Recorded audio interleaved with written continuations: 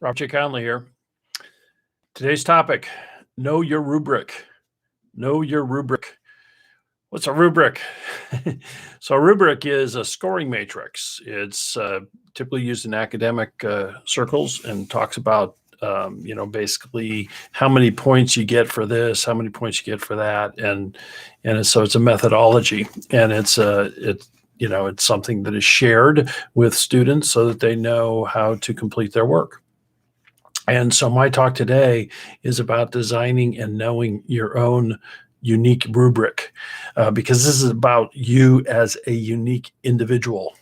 So one of the joys of doing this live broadcast is that it offers proof of one of the rules of life, and that is that no matter what you say, what you stand for, somewhere between 20 and 30% of the population will always have the other point of view. You can count on it. And so it's just, it's one of those things where I have recently been coaching more young people than usual. And by young, I mean 18 to 33 right now, I guess, at the top. Got a handful of people who have hit their first blip or first stumble in the road and are starting to question. And they have been playing according to other people's rubrics. And so part of the hard work is coming up with your own. And so just by way of analogy, I don't know if this helps. Hopefully it does. But one of the things that I enjoy as a hobby is cooking. And one of my favorite books, and I always have to look because I never get the words in the right order, but one of my favorite cookbooks is Salt, Fat, Acid, Heat. Salt, Fat, Acid, Heat. And this book is tremendous because basically that's the rubric right there. And what it does is it teaches you how to cook in a way that you don't need recipes. Once you master this concept and understand that each and every recipe is about just balancing those four elements, you can become a much more intuitive and spontaneous cook. And so the road to becoming a master chef is the road to understanding that. And as I've talked about in other videos, the road to becoming a master chef is also tons of trial and error, and it's working long, hard hours. But it's getting to the point where you know it to your bone, you own it. You know that if you add this teaspoon of cardamom, it's going to do this. If you cook at 350 versus 450, it's going to do this. It's knowing those subtleties. And so one of the challenges, again, with this handful of younger people that I'm working with, is that they have gone into debt and they're still paying off debt from college without still having a clear personal rubric. And this is one of my laments. And honestly, after a call the other day, I felt like, because I was talking to someone who had gone tremendously into debt for a degree that may or may not have been a good solution. I'm skeptical as to whether it was, but gone into a tremendous amount of debt, and she now feels handcuffed. And it's the whole thing of I've got to get a job, and it's not quite I've got to get any job, but it's almost I've got to get any job. And so we're living in a time right now where it's just such a ridiculous expectation that at 18 years old, we have people sign up for loans based on the name of the school they're going to more than the utility of the major, and with little to no proof that one's earning power will be enhanced by completing that major. Now, some people will contend, school's not just about earning power. Well, that's fine. If you can pay as you go, then go to all the school you want. But the only reason that you should ever go into debt for anything, I don't care if it's a car, it's even your house, is if it will improve your economic utility, your ability to perform. So for example, If you wanted to be a construction worker, then you would potentially go into debt for a pickup truck because you need a pickup truck. Um, you go into debt to buy a saw because you need a saw. Well, school's not being treated that way, and it should be.